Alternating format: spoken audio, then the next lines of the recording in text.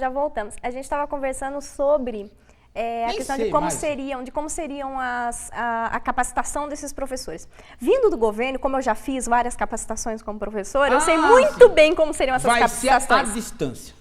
À distância. À distância. Como sempre. À distância. O dinheiro que se paga bem distante de vocês. A primeira regra à distância. Você, como professor, é obrigado a fazer esse curso. Você não recebe nenhum dinheiro a mais. Você está trabalhando a mais para fazer esse curso. O curso você lê alguns textos, participa de um chat. E essa é a capacitação.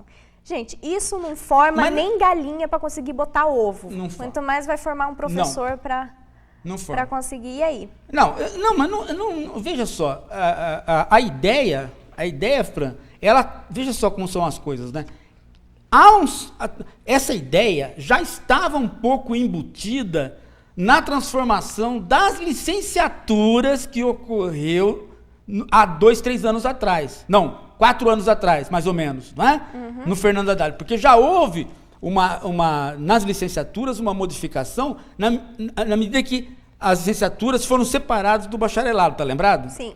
De modo que a licenciatura começou já a ser uma licenciatura mais genérica. Aumentou o número de antropologia, de sociologia no curso de filosofia e vice-versa, né? Por quê? Porque já estava havendo uma certa diluição. De certo modo, isso já era o quê? Uma preparação para a diluição que existe no exame do Enem, que é Exatamente. O exame do Enem é um cocô.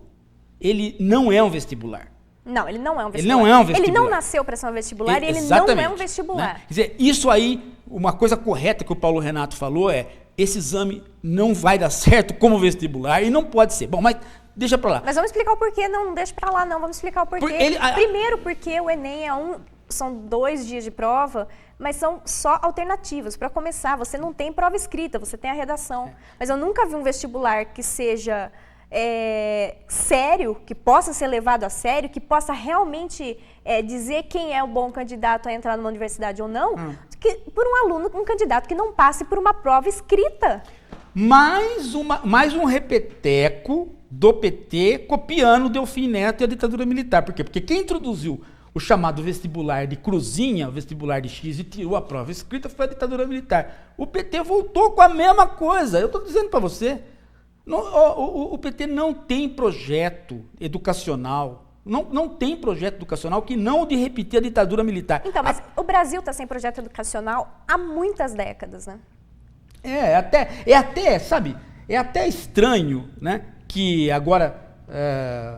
Aliás, deixa eu falar, ia falar do livro do Paulo Freire que eu escrevi, porque o Paulo Freire foi do PT. Né?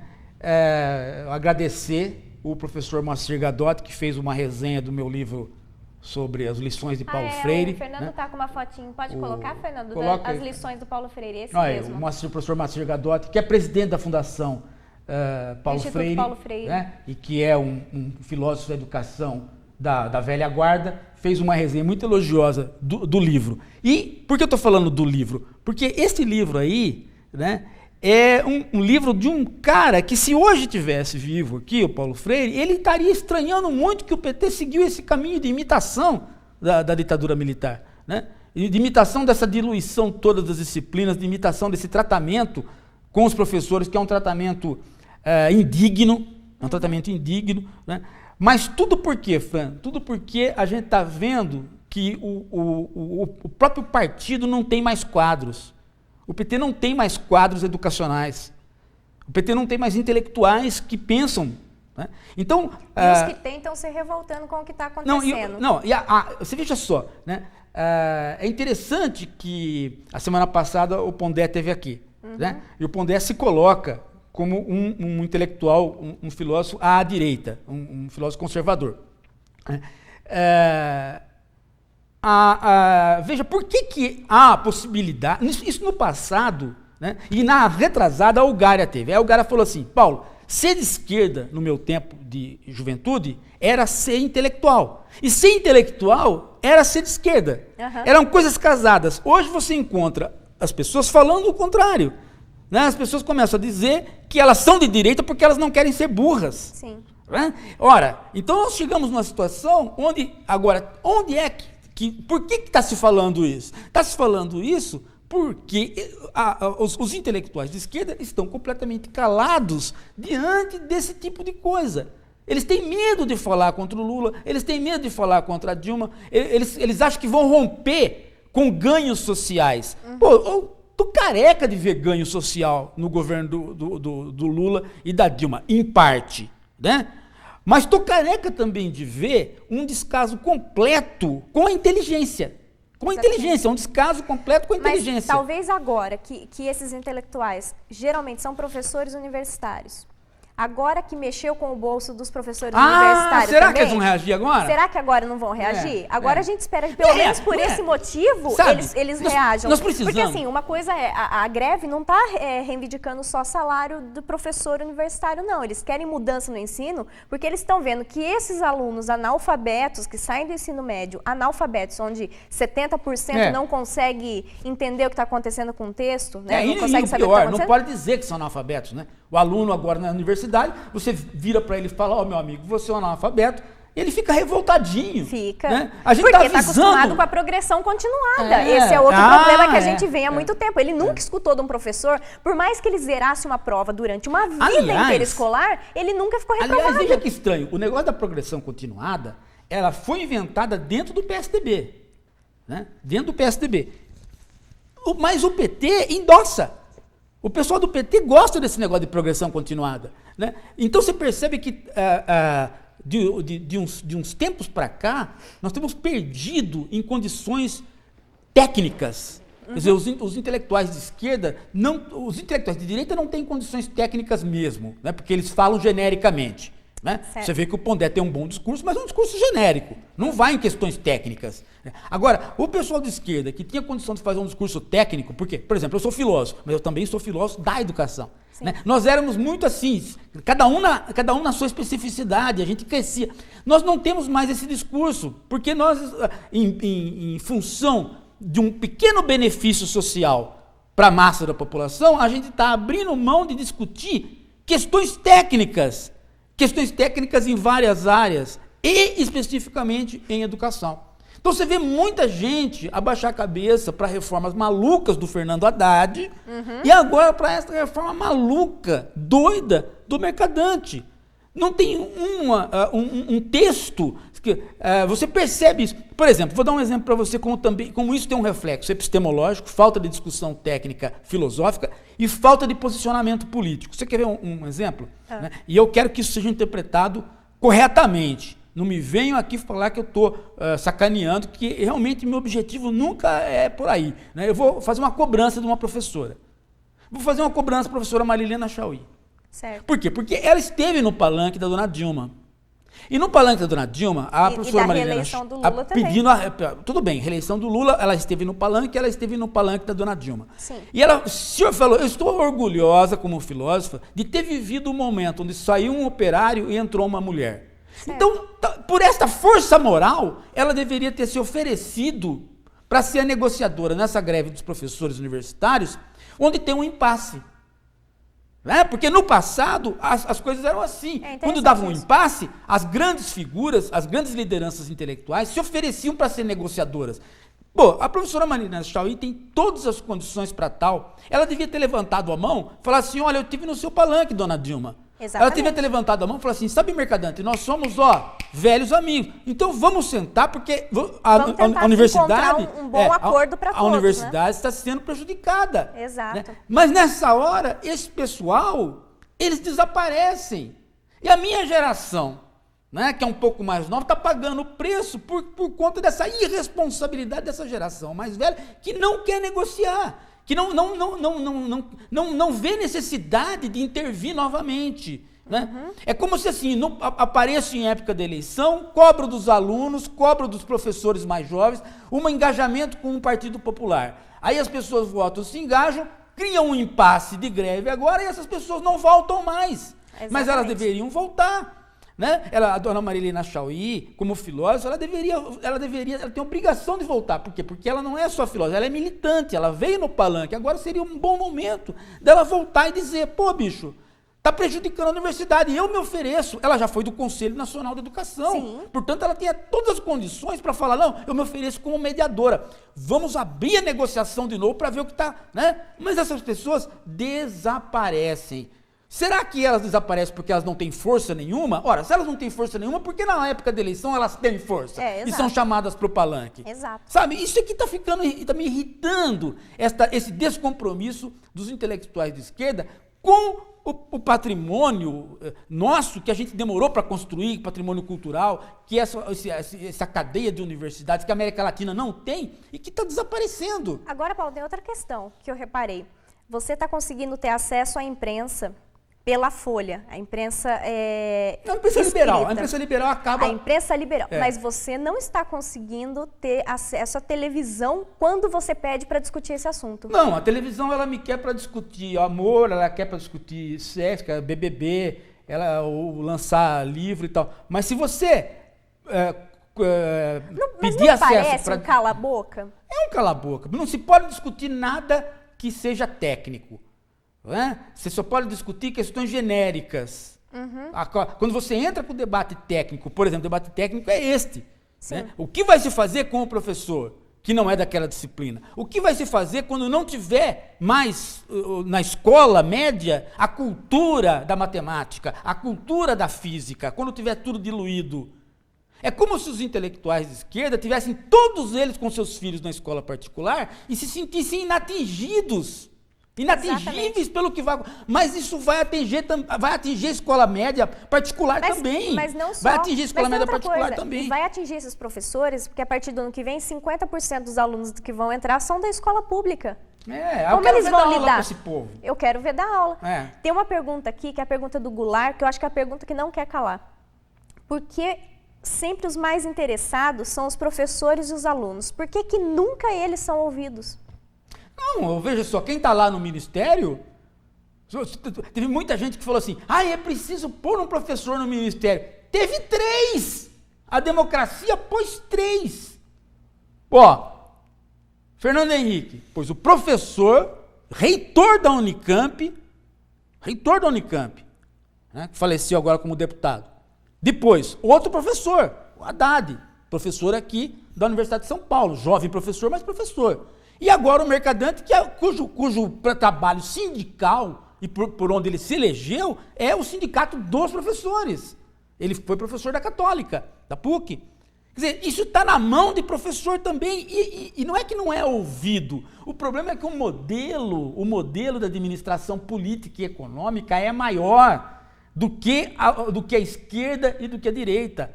Nós estamos girando em torno de uma máquina cujo modelo econômico, cujo modelo político e econômico é maior e sufoca qualquer coisa, está sufocando qualquer iniciativa.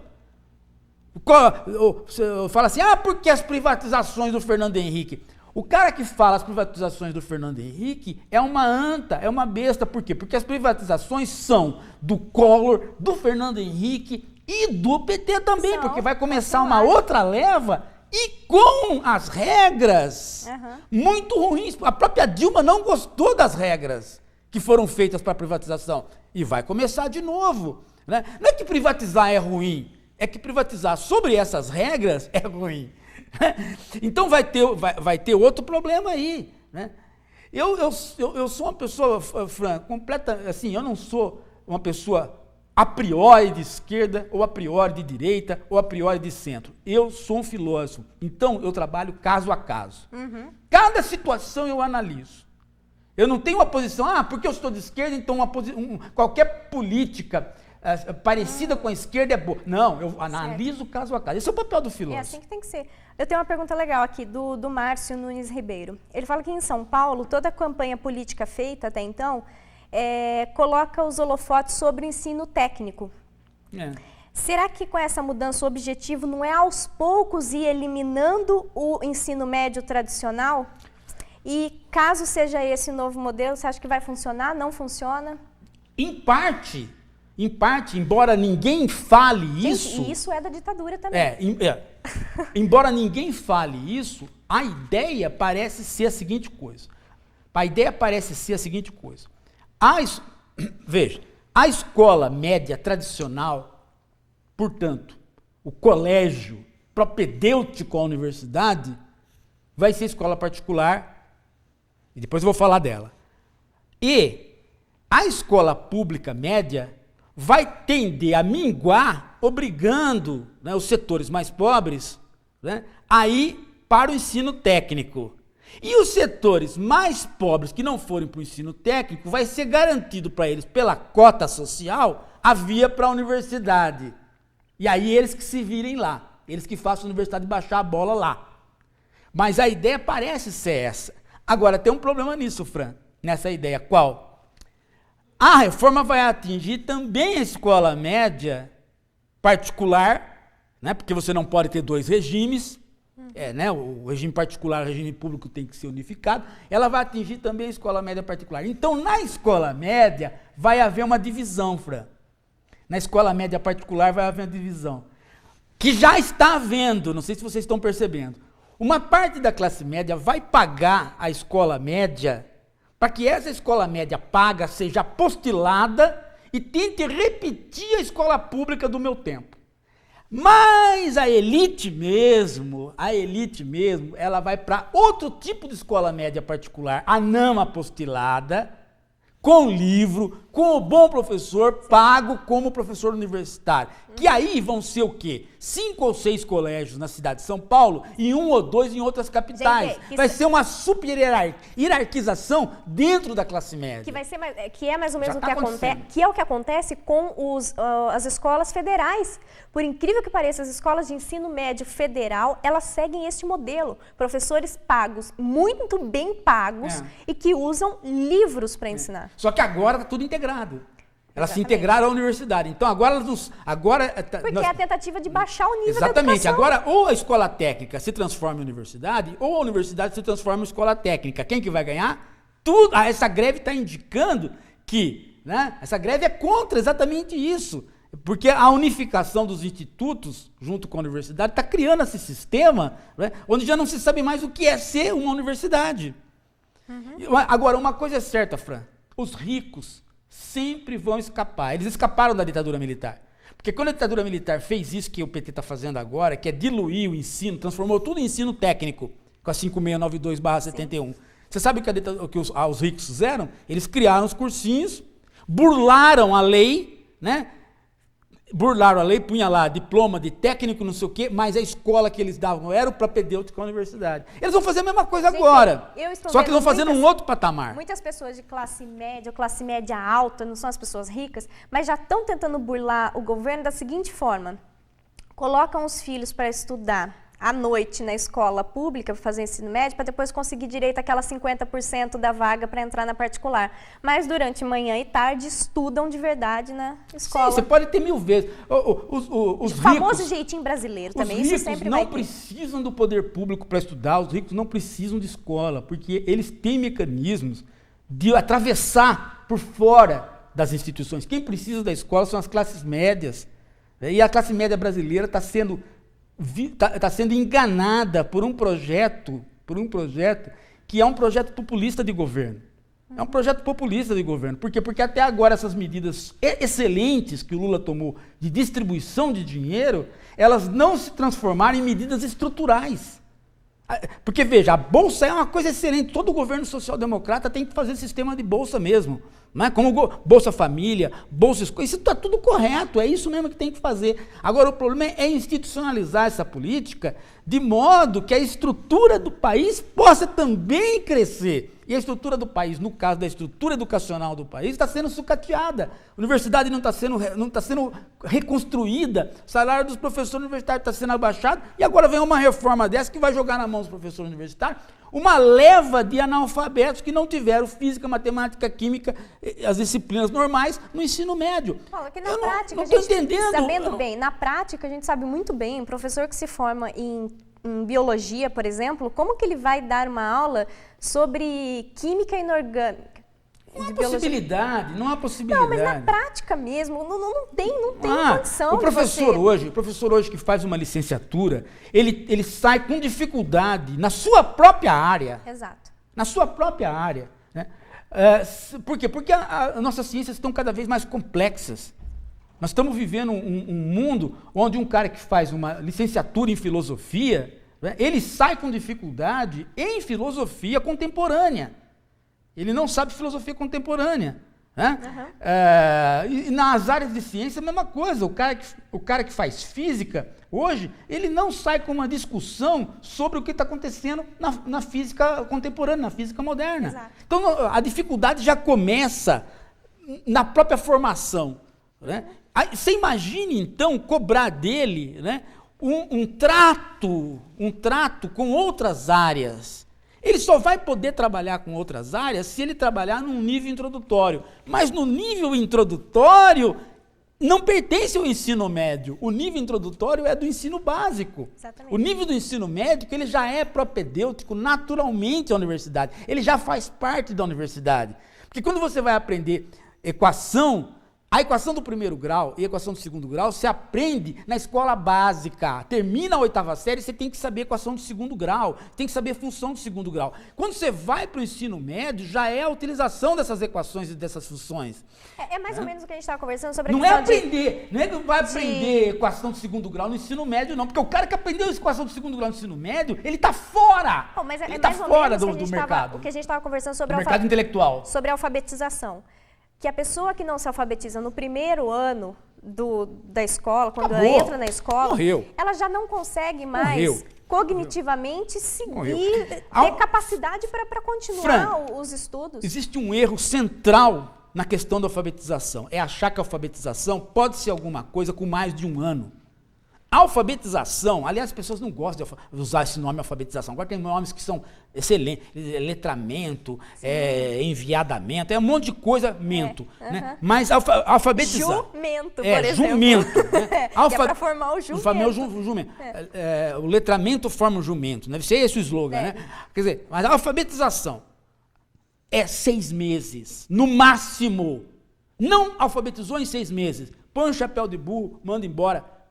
Não dá, gente. Por quê? Porque a criança... O máximo é 1 ano. A criança, ela fica entediada. Lógico. E ela vê que ela não progrediu como ela deveria progredir. Por quê? Porque ela está na escola há 1 ano e não sabe ler. Ela está na escola há 2 anos e não sabe ler. E ela quer ler, mas ela não sabe. Então a escola deixa de ter interesse. Naturalmente você perde o interesse. Lógico. Né? Agora... Eu sei porque eu alfabetizei os meus filhos em 2, 3 semanas. Pegar a cartilha Caminho Suave e pá. Aí foi o que eu falei pra você. Não, foi o que eu falei pra você. O meu tio, eu achei ótimo o que ele fez. Meus primos não aprenderam em 6 meses, não se alfabetizaram em 6 meses. Quando chegou nas férias no meio do ano, ele comprou uma cartilha Caminho Suave e alfabetizou em 1 mês. Alfabetiza. Alfabetizou em 1 mês os meus 2 primos. E não adianta você falar, você vem com aquela conversinha mole, de que o cara, porque é pobre, porque não teve um ambiente familiar bom, ele não alfabetiza em 6 meses. Alfabetiza, gente. Você sabe por que não alfabetiza? Não alfabetiza porque lota-se as salas. Lógico. Entendeu? Esse é outro problema. Lota-se as salas, paga-se mal a professora, Lógico. não dá condições dela seguir o caderno de cada aluno, aí não alfabetiza mesmo. Lógico, não tem um acompanhamento. Né? Mas faz como era na minha época, né? 25 alunos só. Não tem 20. Máximo. No máximo. 25 é 25. E aí, tinha lá a professora e a normalista, né? As duas, corrigindo caderno por caderno. Alfabetiza. Eu fiz estágio numa sala de alfabetização que tinham 57 alunos. Não cabiam os alunos na sala de aula, não tinha carteira, eles tinham que usar só a cadeira. Olha, eu tive colegas, não tenho vergonha de dizer não, né? E eles confirmam isso, né? Hoje estão com 55, 56 anos, que eram chamados repetentes, né? Eram pessoas de cabeça assim. Os caras falaram assim, eu não sou um cara bom para estudar, né? Não sou um cara bom para estudar, não sou inteligente. O cara admitia isso. Agora não.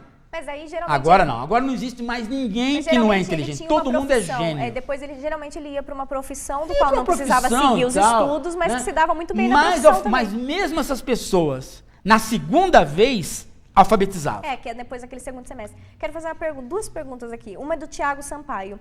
Ele quer saber se você acha, o que você acha da proposta do senador Cristóvão Buarque sobre a federalização de toda a educação no país. Ele é de Fortaleza, o Tiago. Olha, essa é assim, é aquela ideia de quem não tem o que fazer, né? O Cristóvão está sem utilidade, ele está velho, pegaram ele com pornografia lá na Câmara, digitando, né, sites pornográficos, então ele não tem o que fazer, ele fica dando ideia. A ideia não é ruim. Assim, se você pensar em termos de legislação, é isso. Se você olhar o Brasil pela legislação, você chega à conclusão que a municipalização e a estadualização da educação, né, não deu certo nesse país. Esse país deu certo no plano federal, em termos de legislação. Mas quando você pensa em termos práticos, você percebe que esse não seria uma boa solução por uma outra razão. Qual? Né? A União, ela tem um encargo com as universidades que está pesando para ela. Está pesando, tanto é que estamos em greve. Absorver mais significa mais gente em greve nessas condições. Então, para federalizar, tem que ter uma outra questão que também está sendo discutida, né? E aí tem que ser integrado. A lei tem que vir junto com outro processo integrado. Qual? 2. Os 10% do orçamento para a educação, que está no Congresso, e os royalties do petróleo para um segundo MEC, um MEC do ensino básico bancado pelo petróleo. Aí sim, mas criar essa legislação sem criar o fundo financeiro junto, não vai resolver nada. O Haddad falou isso pra gente. Dinheiro não falta. Você lembra que ele falou isso? E existe outra coisa. O ministro da Educação no bar falar isso pra você. Dinheiro não falta, o mercadante quer transformar o Enem como um ensino para avaliar como está a situação do ensino médio para todos os brasileiros. Para isso ele gastaria 17 milhões a mais do que está gastando. Dinheiro para gastar tem. Essa já não é mais um problema. Eu já cheguei à seguinte conclusão. O Brasil é o país o Brasil, nos anos 60, 70, era o país que menos condição tinha de avaliar. Não tinha IBGE, as estatísticas no Brasil eram todas. Agora é o contrário.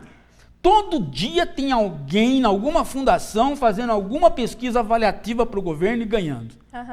E pesquisas, todas elas reiterativas, Fran. Elas mostram coisas que a população já sabe e mostram coisas que outras pesquisas já mostraram. Exatamente. Parece saber. Então você começa a perceber que isso virou também uma nova febre de ONGs ou de fundações que mamam nas tetas do INEP, dos organismos de financiamento de pesquisa, né? Quero fazer uma perguntinha, que é do Luiz. O que você pensa sobre a homeschooling? Seria uma saída para as famílias escolarizadas, ou seja, os filhos poderem estudar em casa? Não, isso, veja, os ricos sempre fizeram isso. E a classe média... É que no Brasil não é permitido, né? Não, é permitido. Não é permitido por lei e as famílias que estão brigando agora na justiça estão sendo castigadas. Não, mas isso é um entendimento errado. Isso é um entendimento errado. Então, entendimento errado dos juízes, porque não estão sendo permitidos. A educação brasileira, ela é um direito subjetivo. E isso aí vocês podem olhar, entender o que é direito subjetivo, vocês vão ver que é o direito subjetivo. Ele é um direito da pessoa. Ele não é um dever do Estado, mas é um direito da pessoa. Então, esse direito também de escolha de que tipo de educação você vai ter, tanto é que o Conselho Nacional de Educação, quando perguntado, pelo menos na época que o Cury estava lá, o Cury teve que dar favorável no Conselho. Então, aí é uma outra questão esquisita que está percorrendo. Mas isso aí, veja, os pais acompanharem a educação dos filhos, isso a classe média brasileira já fazia.